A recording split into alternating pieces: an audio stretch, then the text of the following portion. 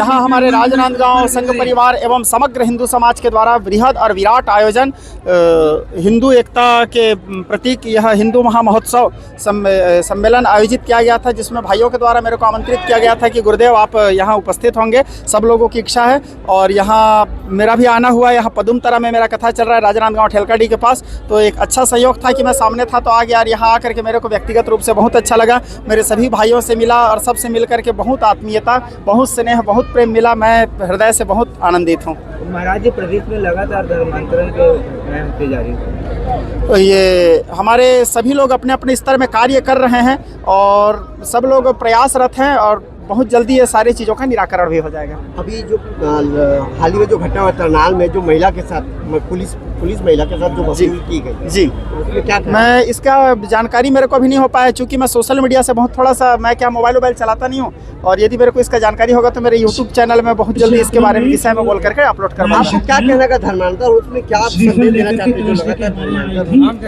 आम जनता के लिए क्या बोलना चाहिए? देखो, अशिक्षा और सम्मान में कमी और बहुत सारा ऐसा कुछ चीज़ है जिसके कारण ये सब चीज़ हो रहा है।